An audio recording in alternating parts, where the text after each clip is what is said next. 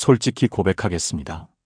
저는 목사가 된 지 10년이 넘도록 유대인이 왜 예수님을 메시아로 인정하지 않는지 제대로 설명할 수 없었습니다. 성도님들이 물어보시면 얼버무렸고 혼자 부끄러웠습니다.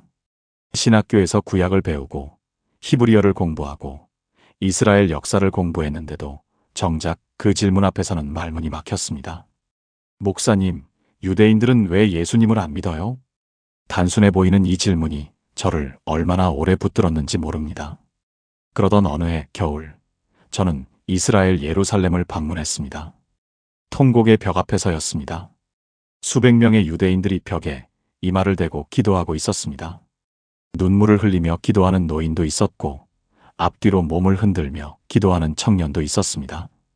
그 모습을 보는 순간 저는 가슴이 먹먹해졌습니다. 저 사람들이 기다리는 것이 무엇일까? 저 눈물이 얼마나 오래된 눈물일까? 그날 저녁 호텔에서 우연히 한 유대인 랍비와 대화를 나누게 되었습니다. 나이가 70이 넘어 보이는 분이셨는데 제가 기독교 목사라는 것을 알고서도 자리를 피하지 않으셨습니다. 저는 용기를 내어 물었습니다. 랍비님, 예수를 메시아로 믿지 않으시는 이유가 무엇입니까? 그분은 잠시 저를 바라보시더니 조용히 말씀하셨습니다. 우리가 기다리는 메시아는 세상을 바꾸러 오는 분입니다. 그런데 당신들의 예수가 오고 난 뒤 세상이 바뀌었습니까? 전쟁이 끝났습니까? 악이 사라졌습니까? 죽음이 없어졌습니까? 저는 그 말에 한참 동안 아무 대답도 하지 못했습니다. 그날 밤, 저는 성경을 처음부터 다시 읽기 시작했습니다. 그리고 그때부터 유대인의 메시아관을 깊이 연구하게 되었습니다. 여러분, 혹시 이런 질문 해보신 적 있으십니까? 왜 유대인들은 수천 년이 지나도 여전히 메시아를 기다리고 있을까요? 예수님이 오셨는데 왜 그들은 알아보지 못했을까요? 그리고 이것이 우리 기독교 신앙과 무슨 상관이 있는 걸까요? 오늘 이 시간, 기독교인이라면 반드시 알아야 할 유대인의 메시아관, 그 놀라운 진실을 7가지로 나누어 함께 살펴보겠습니다. 이 내용을 알고 나면 여러분의 신앙이 더 깊어지고 성경이 더 선명하게 보이기 시작할 것입니다. 유대인이 기다리는 메시아, 그 조건은 무엇인가? 여러분, 혹시 이런 생각해 보신 적 있으십니까? 유대인들이 메시아를 거부한 것이 단순한 불신앙이나 고집 때문이었을까요? 아니면 그들만의 분명한 이유가 있었던 걸까요? 사실 많은 기독교인들이 이 부분을 오해하고 있습니다. 유대인들은 메시아를 믿지 않는 것이 아닙니다. 그들은 메시아를 누구보다 간절하게 기다리고 있습니다. 다만 그들이 기다리는 메시아의 조건이 우리가 생각하는 것과 다릅니다. 이것을 이해하지 못하면 우리는 그들을 제대로 바라볼 수 없습니다. 유대교 전통에서 메시아, 히브리어로 마시아흐는 기름 부음을 받은 자를 의미합니다. 구약 성경, 특히 히브리어 성경인 타나크에 따르면 메시아는 반드시 몇 가지 조건을 갖추어야 합니다. 랍비들이 수백 년에 걸쳐 정리한 이 조건들은 지금도 유대교 신학의 핵심입니다. 성경은 이렇게 말씀하고 있습니다. 이새의 줄기에서 한 싹이 나며 그 뿌리에서 한 가지가 나서 결실할 것이요. 이사야 11장 1절. 이 말씀에서 시작해서 랍비들이 도출한 메시아의 조건은 크게 4가지입니다. 첫째, 메시아는 다윗 왕의 직계 혈통이어야 합니다. 구약 성경 전체를 통틀어 메시아는 다윗의 후손에서 나온다는 예언이 반복됩니다. 사무엘하 7장 12절부터 13절에서 하나님이 다윗에게 직접 약속하셨습니다. 내 수완이 차서 내 조상들과 함께 누울 때에 내가 내 몸에서 날 내 씨를 내 뒤에 세워 그의 나라를 견고하게 하리라. 그는 내 이름을 위하여 집을 건축할 것이요 나는 그의 나라 왕위를 영원히 견고하게 하리라. 이것이 첫 번째 조건입니다. 둘째, 메시아는 오면 온 세상에 평화를 가져와야 합니다. 이사야 2장 4절에 이렇게 기록되어 있습니다. 그가 열방 사이에 판단하시며 많은 백성을 판결하시리니 무리가 그들의 칼을 쳐서 보습을 만들고 그들의 창을 쳐서 낫을 만들 것이며 이 나라와 저 나라가 다시는 칼을 들고 서로 치지 아니하며 다시는 전쟁을 연습하지 아니하리라. 유대인들은 이 예언이 문자 그대로 이루어진다고 믿습니다. 전쟁이 사라지고 모든 민족이 평화 가운데 살게 되는 것입니다. 셋째, 메시아는 예루살렘 성전을 재건해야 합니다. 에스겔 37장과 40장에는 새 성전에 대한 상세한 예언이 기록되어 있습니다. 유대인들은 솔로몬 성전이 바벨론에 의해 무너지고 헤롯 성전이 로마에 의해 다시 무너진 이후 메시아가 와서 세 번째 성전을 반드시 세울 것이라고 믿습니다. 넷째, 그리고 아마도 가장 중요한 조건은 메시아가 온 세상에 흩어진 유대인들을 이스라엘 땅으로 다시 모아야 한다는 것입니다. 이사야 43장 5절부터 6절입니다. 두려워하지 말라. 내가 너와 함께하여 내 자손을 동쪽에서부터 오게 하며 서쪽에서부터 너를 모을 것이며 내가 북쪽에게 이르기를 내놓으라. 남쪽에게 이르기를 가두어 두지 말라. 내 아들들을 먼 곳에서 이끌며 내 딸들을 땅끝에서 오게 하라. 이 네 가지 조건을 중심으로 유대교 랍비들은 수백 년 동안 메시아를 기다려왔습니다. 그런데 여러분, 여기서 아주 중요한 질문이 생깁니다. 예수님이 이 조건들을 충족하셨습니까? 유대인들의 눈에는 그렇지 않았습니다. 예수님이 오신 이후에도 전쟁은 계속되었고 성전은 오히려 로마에 의해 무너졌으며 유대인들은 더욱 처참하게 세게로 흩어졌습니다. 이것이 유대인들이 예수님을 메시아로 받아들이지 않은 가장 핵심적인 신학적 이유입니다. 물론 우리는 예수님께서 이 모든 것을 재림 때 완성하실 것을 믿습니다. 그러나 유대인들은 이 두 번의 오심이라는 개념, 즉 초림과 재림의 개념을 받아들이지 않습니다. 메시아는 딱 한 번 완전히 오셔서 모든 것을 이루셔야 한다는 것이 그들의 믿음입니다. 이것을 알면 우리는 유대인들을 단순히 불신앙으로 치부할 수 없습니다. 그들의 기다림에는 성경에 깊이 뿌리내린 신학적 근거가 있습니다. 그리고 바로 이 이해 위에서 우리의 복음이 더 선명하게 빛을 발하게 됩니다. 이것을 이해하게 된 날, 저는 눈물이 났습니다. 2000년을 기다리고 있는 그들의 눈물이 제 가슴에 그대로 전해졌습니다. 그들도 하나님을 사랑합니다. 다만 아직 완전한 진리를 만나지 못했을 뿐입니다. 사랑하는 여러분, 지금 저와 함께 이렇게 기도해 보시겠습니까? 하나님 아버지, 오늘 이 시간 유대인들의 기다림과 눈물을 보게 해주셔서 감사합니다. 주님, 저는 그들도 주님의 약속을 붙들고 있음을 깨닫습니다. 그들이 기다리는 완성의 날, 예수님의 재림을 통해 모든 예언이 이루어질 것을 믿습니다. 저의 믿음을 더욱 깊게 하시고 하나님의 구원 계획 안에서 이스라엘을 향한 주님의 사랑을 느끼게 하소서. 예수님의 이름으로 기도합니다. 아멘. 예수님은 왜 유대인이 기대한 메시아가 아니었나? 여러분, 솔직히 말씀드리겠습니다. 예수님 당시 유대인들이 기대했던 메시아의 모습은 우리가 상상하는 것과 매우 달랐습니다. 당시 이스라엘은 로마 제국의 지배 아래 있었습니다.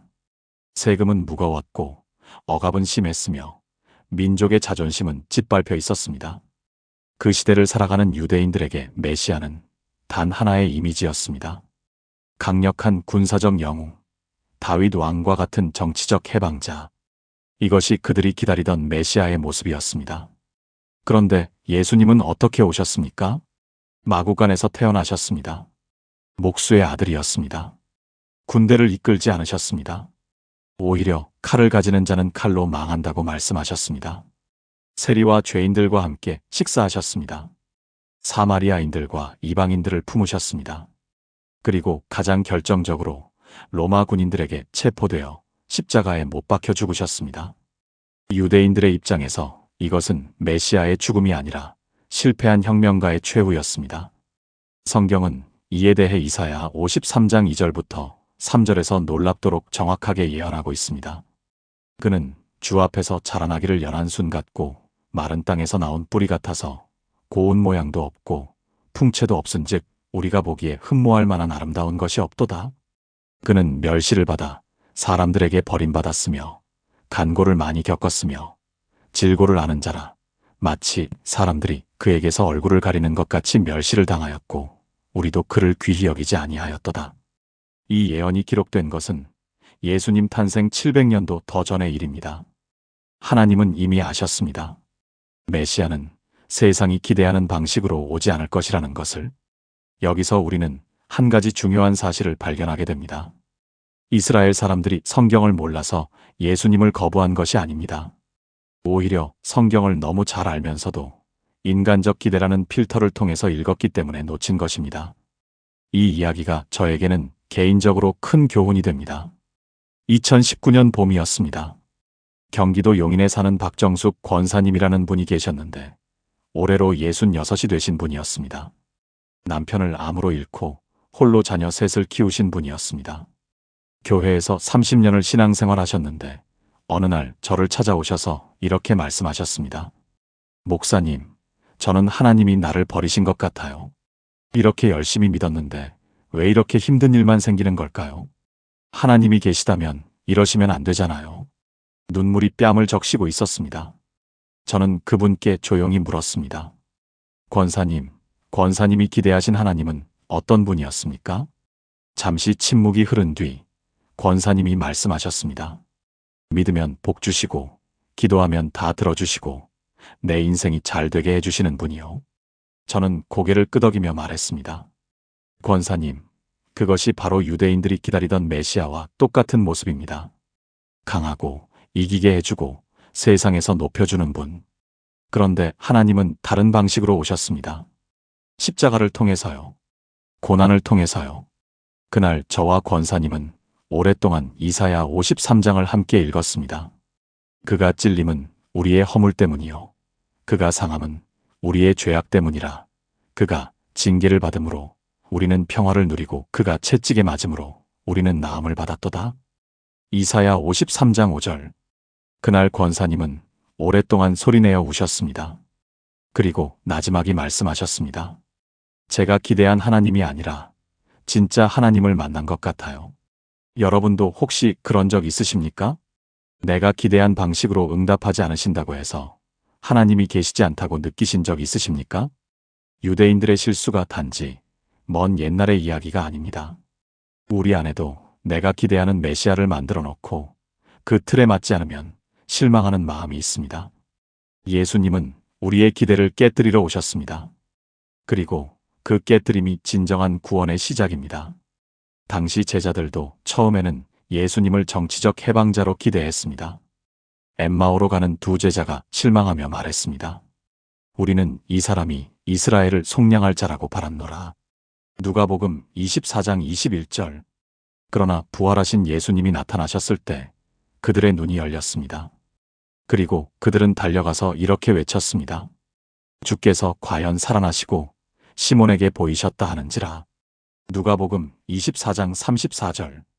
인간의 기대를 버릴 때 비로소 진짜 하나님이 보이기 시작합니다. 사랑하는 여러분, 함께 이렇게 기도해 보시겠습니까? 사랑의 주님, 내가 만들어 놓은 하나님의 모습이 있었음을 고백합니다. 내 기도에 응답해 주시고 내 길을 형통하게 하시며 내 바람대로 이루어 주시길 원했던 마음을 내려놓겠습니다. 이사야 53장에 고난받는 종, 바로 그분이 나의 메시아이심을 고백합니다. 내 기대를 깨뜨리시는 주님의 방법이 곧 구원의 방법임을 믿습니다. 나의 생각보다 높으신 주님의 생각에 오늘도 나를 맡깁니다. 예수님의 이름으로 기도합니다. 아멘. 탈무드와 랍비들이 가르치는 메시아관, 그 놀라운 내용. 여러분, 탈무드라는 책을 들어보신 적 있으십니까? 유대인들 사이에서는 성경 다음으로 권위 있는 책이 바로 탈무드입니다. 기원전 200년경부터 기원 후 500년까지 약 700년에 걸쳐 수백 명의 랍비들이 성경을 해석하고 토론한 내용을 집대성한 방대한 문서입니다. 이 탈무드 안에는 메시아에 관한 놀라운 내용들이 담겨 있습니다. 그 내용을 알면 우리는 유대인들의 기다림이 단순한 종교적 관습이 아니라 얼마나 깊고 진지한 신앙인지 이해하게 됩니다. 탈무드에는 이런 구절이 있습니다. 메시아가 오는 날 죽은 자들이 살아날 것이며 이스라엘 땅이 완전히 회복될 것이며 온 세상의 민족들이 예루살렘을 향해 모일 것이다. 이것이 랍비들이 세대에서 세대로 전해온 메시아 도래의 날에 대한 믿음입니다. 그런데 더 놀라운 것은 탈무드 안에서도 메시아에 관해 두 가지 전통이 충돌하고 있다는 사실입니다. 하나는 요셉의 메시아라고 불리는 전통이고 다른 하나는 다윗의 메시아라고 불리는 전통입니다. 이것이 무슨 말인지 조금 더 설명드리겠습니다. 랍비들은 성경을 연구하다가 이상한 것을 발견했습니다. 어떤 메시아 예언은 고통받고 죽는 메시아를 묘사하고 다른 예언은 승리하고 통치하는 메시아를 묘사하고 있었습니다. 이 두 가지 모습을 어떻게 하나의 메시아로 이해할 것인가? 랍비들이 내린 결론은 이것이었습니다. 메시아는 두 명이다. 먼저 고통받고 죽는 메시아 벤 요셉이 오고 그 뒤에 승리하는 메시아 벤 다윗이 온다. 여러분, 이것이 얼마나 놀라운 이야기인지 아십니까? 그들은 두 명의 메시아를 상상했지만 기독교는 한 분의 메시아가 두 번 오신다고 가르칩니다. 초림과 재림, 고통받고 죽으신 예수님의 첫 번째 오심과 승리하시고 통치하실 두 번째 오심. 유대인 학자들도 성경 안에서 이 두 가지 모습을 발견했습니다.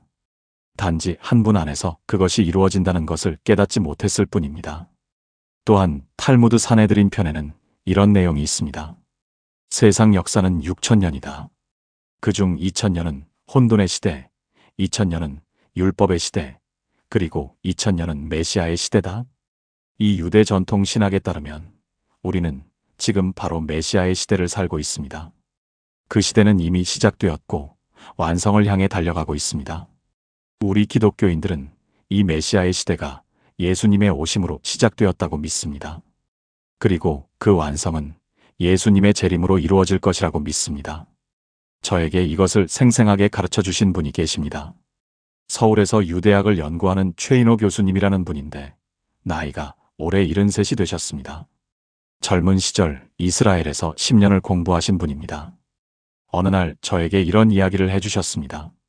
목사님, 제가 이스라엘에서 공부하던 시절에 예루살렘 구시가지 유대인 구역에 아론이라는 친구가 있었어요.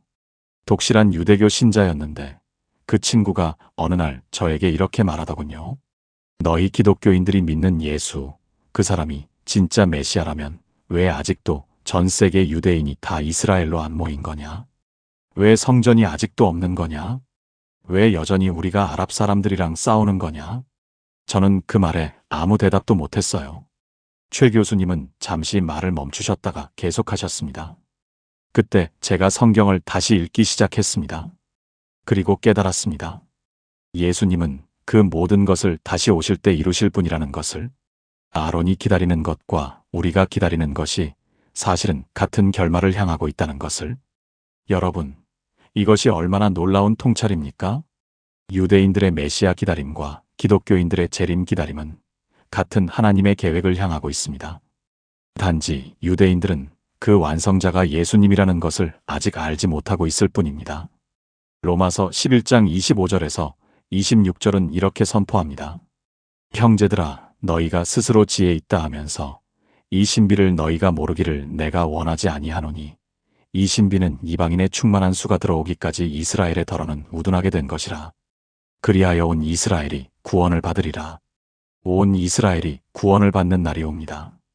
그날이 예수님의 재림과 함께 펼쳐질 것입니다. 2000년의 기다림이 드디어 완성되는 그날, 유대인들도 눈물로 예수님을 메시아로 고백하게 될 것입니다. 스가랴 12장 10절이 이렇게 말씀하십니다.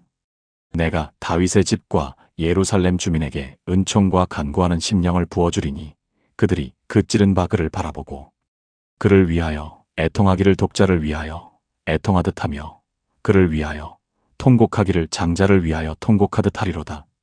그날이 반드시 옵니다. 사랑하는 여러분, 함께 이렇게 기도해 보시겠습니까? 전능하신 하나님 아버지, 오늘 유대인들의 메시아 기다림 안에도 주님의 손길이 있음을 보게 하시니 감사합니다. 탈무드 안에서도 랍비들의 가르침 안에서도 주님은 진리의 씨앗을 심어 놓으셨습니다. 온 이스라엘이 구원받는 그날, 예수님의 재림을 통해 완성될 그날을 기다리게 하소서. 그리고 저로 하여금 유대인들을 위해 기도하는 마음을 갖게 하소서.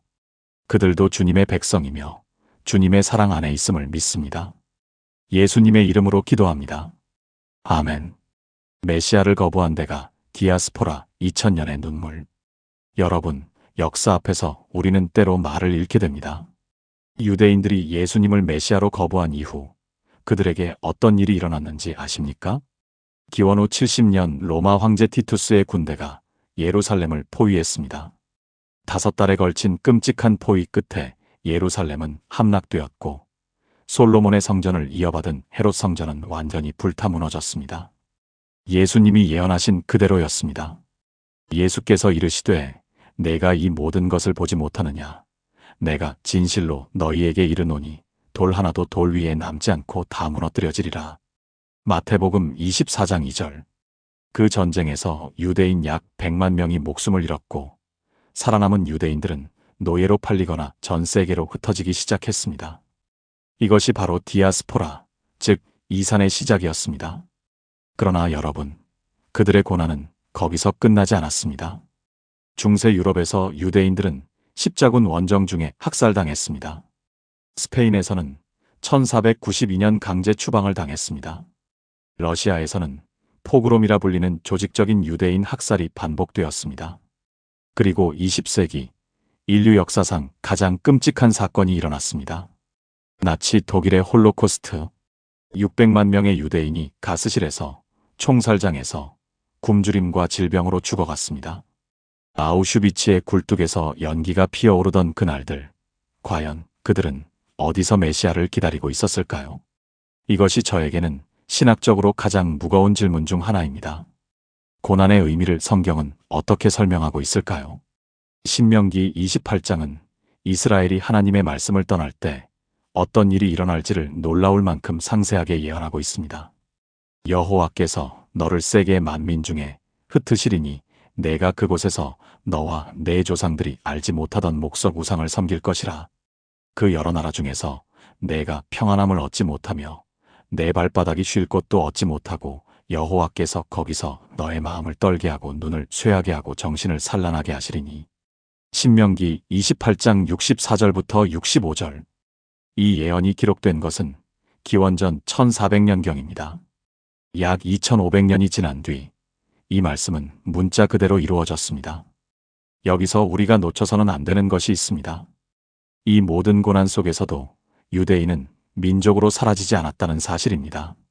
세상 역사에서 한 민족이 나라를 잃고 2000년 동안 전 세계에 흩어졌다가 다시 고토로 돌아와 나라를 세운 예는 유대인 외에 단 하나도 없습니다. 이집트 제국은 사라졌습니다. 바벨론 제국은 사라졌습니다. 로마 제국은 사라졌습니다. 그러나 유대인은 사라지지 않았습니다. 이것은 역사적 우연이 아닙니다. 예레미야 31장 35절부터 36절에서 하나님이 직접 말씀하셨습니다. 여호와께서 이와 같이 말씀하시니라.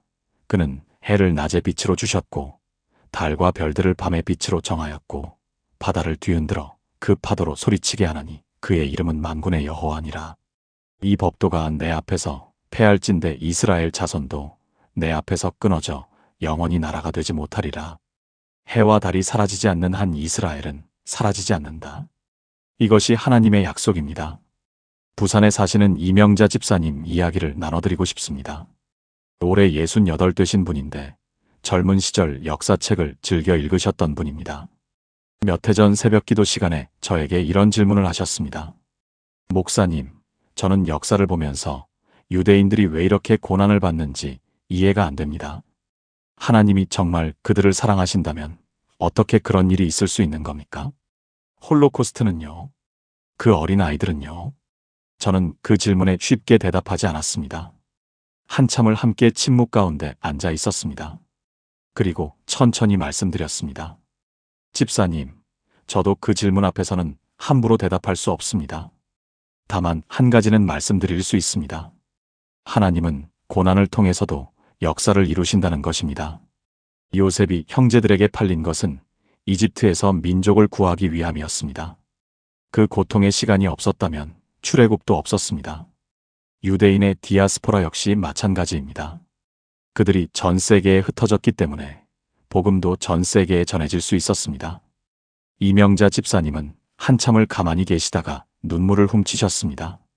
그러면 그 고통도 하나님의 계획 안에 있었다는 말씀이신가요? 예, 집사님. 가장 무거운 고통 안에도 하나님의 손이 있습니다. 그것을 믿는 것이 믿음입니다. 여러분, 지금 여러분의 삶에도 이해할 수 없는 고통이 있으십니까? 왜 이런 일이 생겼는지 도저히 납득이 안 되는 상황이 있으십니까?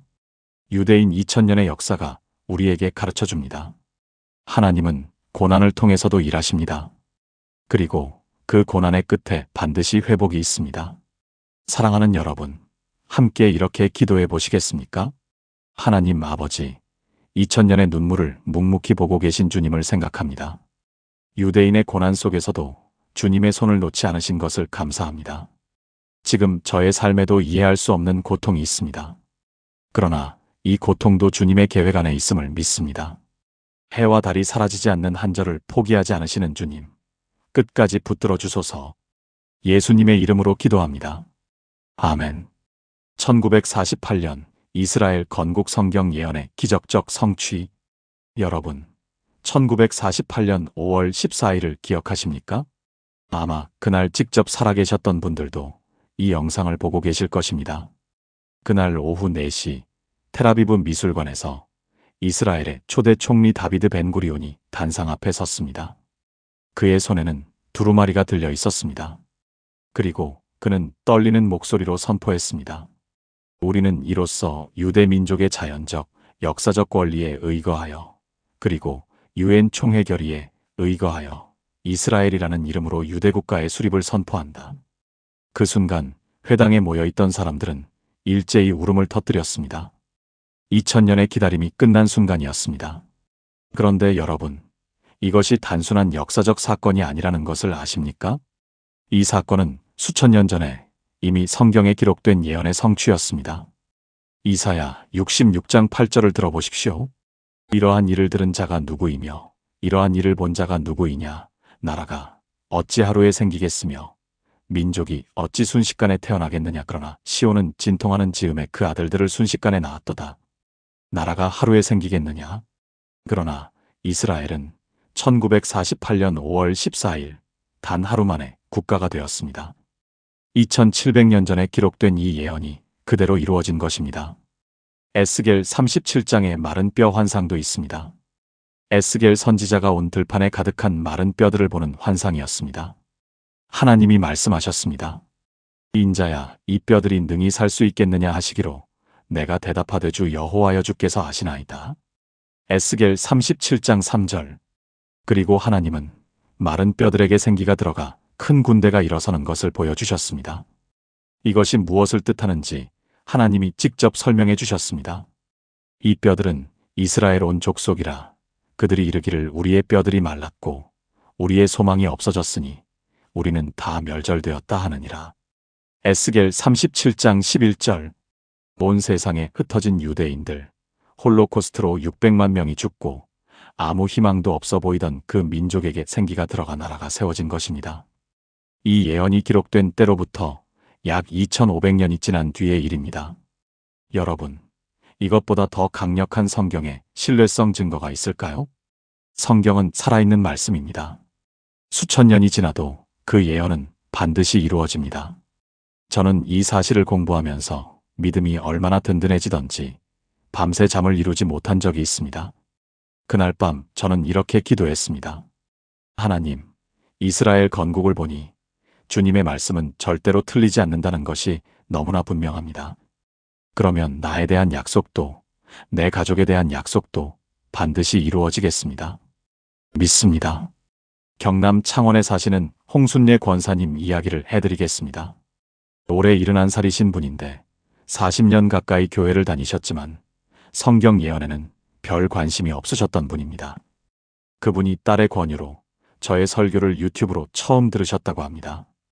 이스라엘 건국에 대한 설교를 들으신 뒤에 딸을 통해 이런 말씀을 전하셨습니다. 나는 40년을 믿었는데 사실 성경이 정말 맞는지 반신반의했어요. 그런데 이스라엘 이야기를 듣고 나서 처음으로 아, 정말이구나 하는 확신이 생겼어요.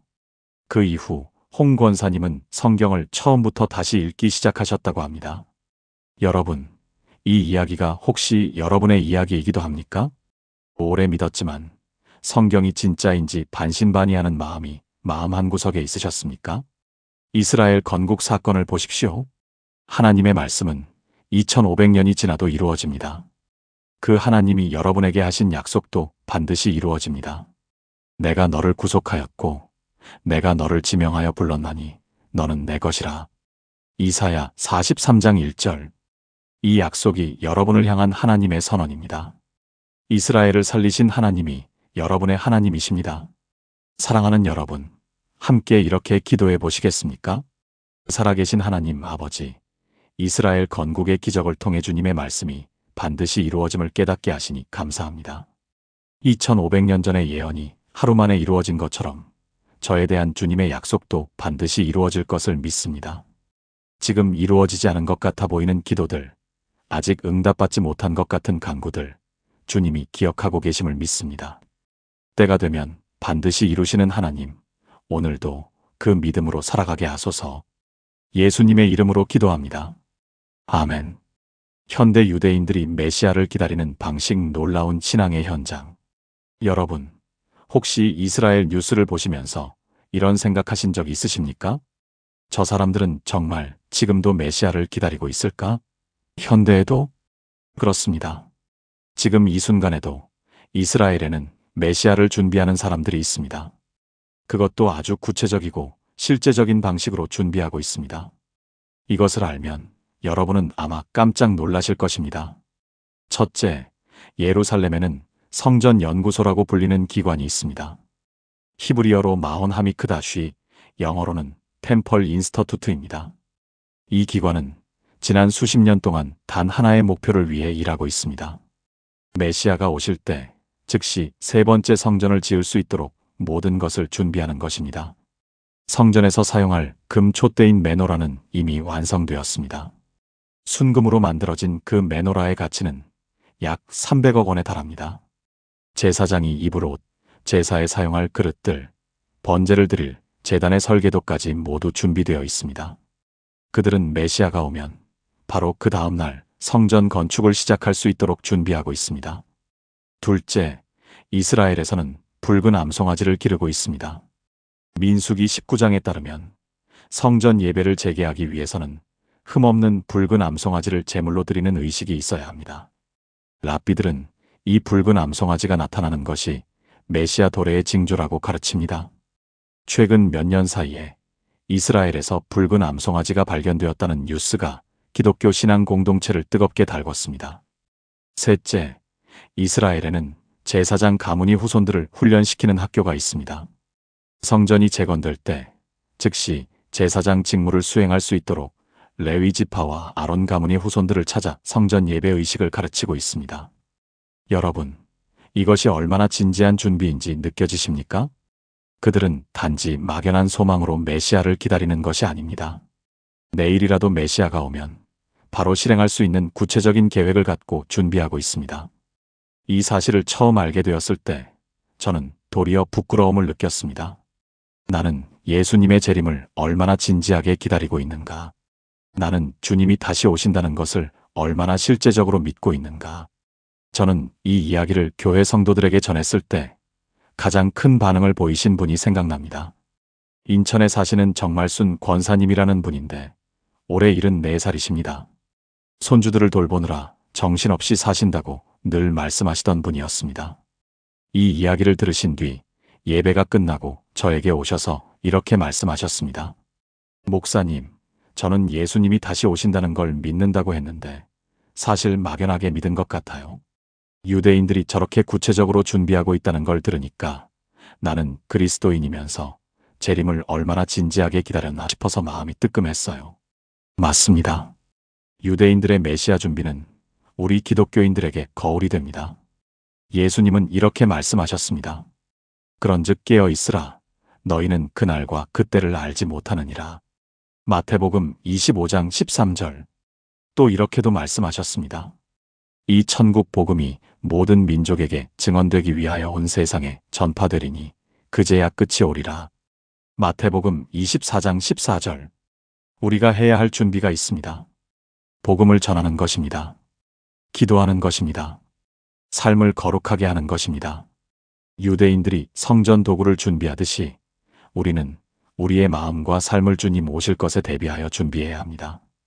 그 준비가 곧 신앙의 깊이를 결정합니다. 사랑하는 여러분, 함께 이렇게 기도해 보시겠습니까? 주님, 유대인들의 준비를 보며 부끄러움과 도전을 동시에 느낍니다. 저도 예수님의 재림을 막연한 교리가 아닌 살아있는 소망으로 붙들게 하소서. 오늘 하루 제가 살아가는 방식이 주님이 오신다는 기대 위에 세워지게 하소서. 복음을 전하게 하시고 기도하게 하시고 거룩하게 살아가게 하소서. 주님 오실 그날을 사모하며 오늘도 깨어있게 하소서.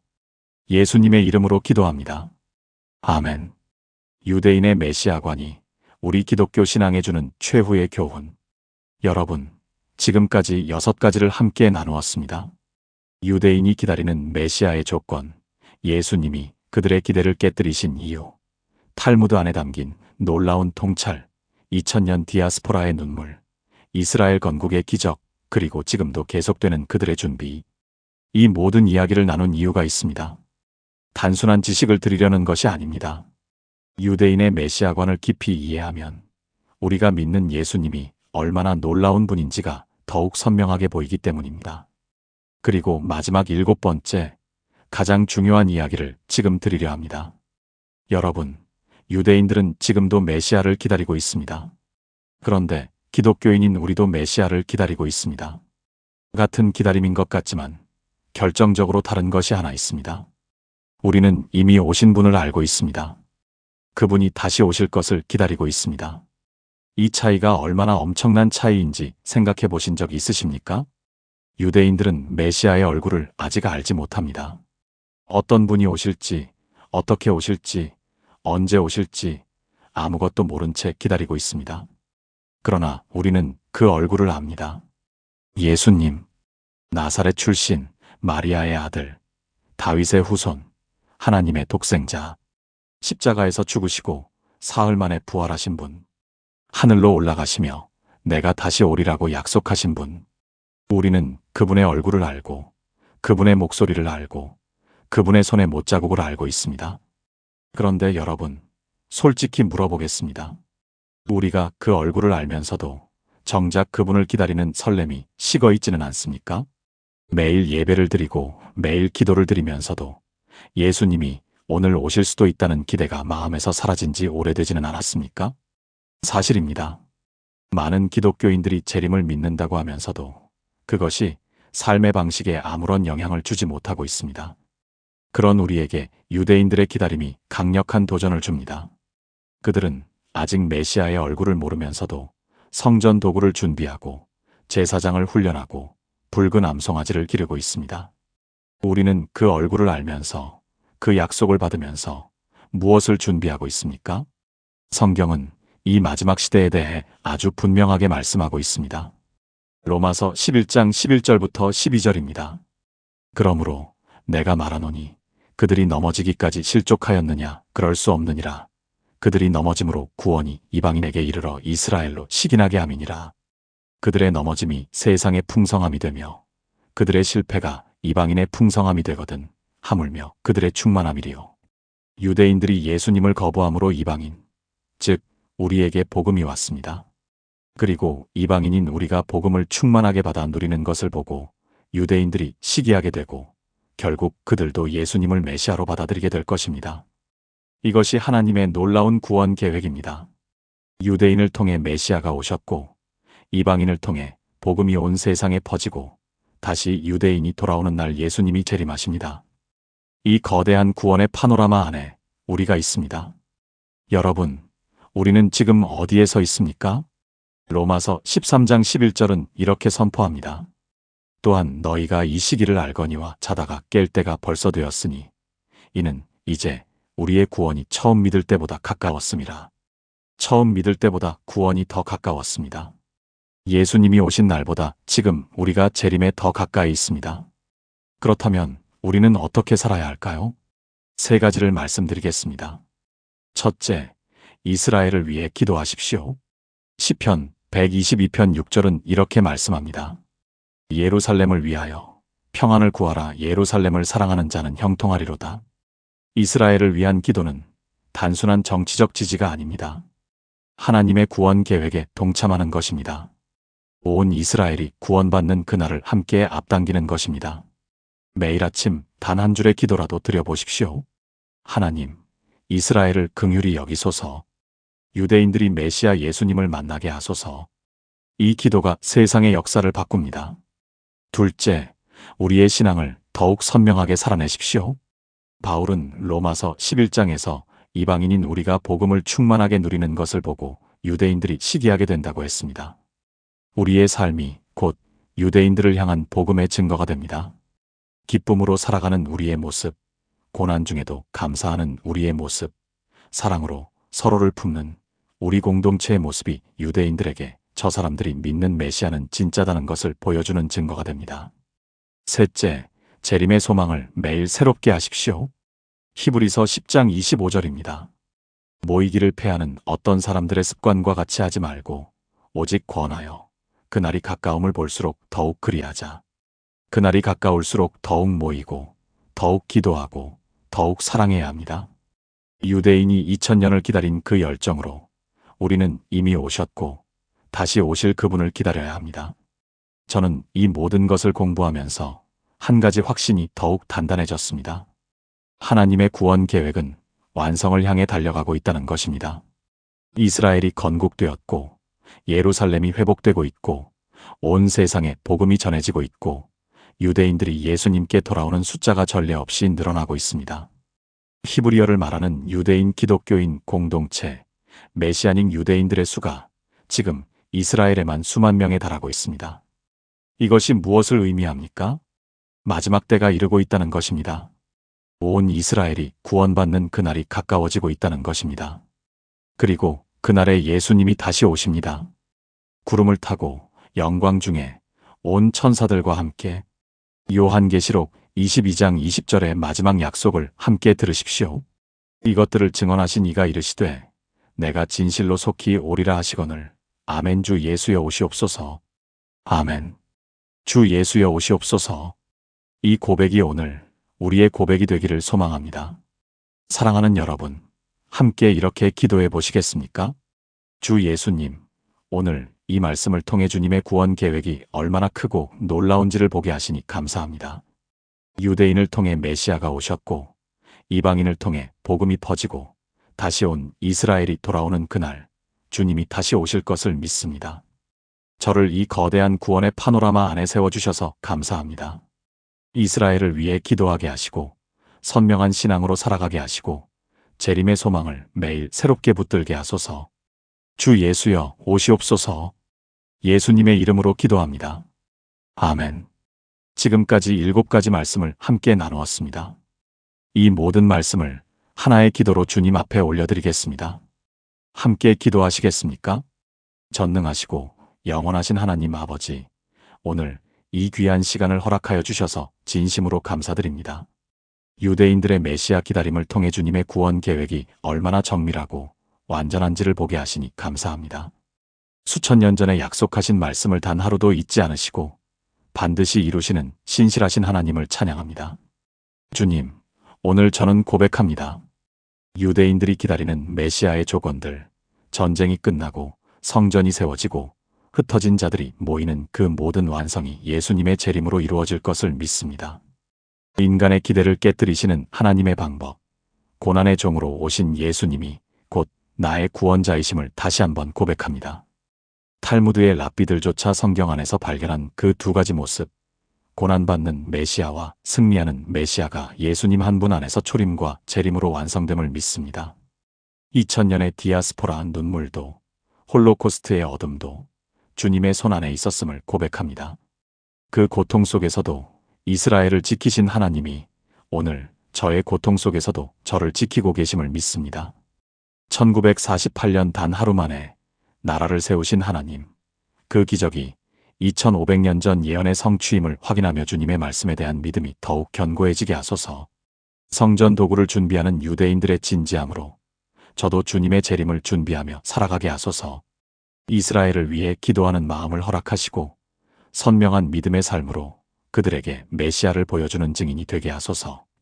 그리고 그날 온 이스라엘이 눈물로 예수님을 바라보며 고백하는 그날, 스가랴의 예언이 이루어지는 그날을 소망합니다. 주 예수여 오시옵소서. 저의 삶도 저의 가정도 저의 신앙도 그날을 향해 달려가게 하소서. 살아계신 예수 그리스도의 이름으로 기도합니다. 아멘.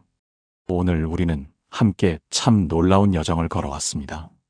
유대인이 기다리는 메시아의 조건, 예수님이 인간의 기대를 깨뜨리신 이유, 탈무드 안에 숨겨진 두 메시아의 비밀, 2000년 디아스포라의 눈물, 이스라엘 건국의 기적적 성취, 지금도 계속되는 유대인들의 준비, 그리고 그 모든 것이 우리 기독교 신앙에 주는 마지막 교훈까지, 이 7가지가 오늘 여러분의 마음에 씨앗으로 심기기를 소망합니다.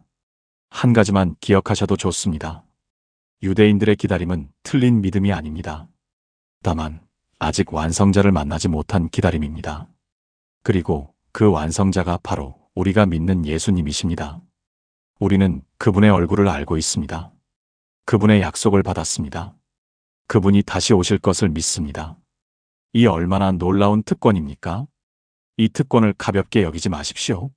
매일 아침 눈을 뜰 때마다 이렇게 고백해 보십시오. 오늘 예수님이 오실 수도 있다. 그 고백 하나가 여러분의 하루를 완전히 바꿉니다. 기도가 달라지고 말이 달라지고 사람을 대하는 마음이 달라집니다. 유대인들이 2000년을 그 소망으로 살아남았다면 우리는 그 소망으로 오늘 하루를 살아갈 수 있습니다. 사랑하는 성도 여러분, 오늘 영상이 은혜가 되셨다면 아래 댓글란에 아멘이라고 남겨주세요. 여러분의 아멘 한마디가 같은 믿음을 가진 수많은 분들에게 힘이 됩니다. 또한 이 영상이 필요한 분들에게 공유해 주시면 더 많은 분들이 함께 이 놀라운 진리를 나눌 수 있게 됩니다. 이 채널의 구독 버튼을 눌러주시면 앞으로도 이런 귀한 말씀을 계속해서 나눌 수 있습니다. 유대인들이 2000년을 기다렸습니다. 우리는 오늘을 기다립니다. 그 기다림이 헛되지 않을 것입니다. 주 예수여 오시옵소서. 아멘.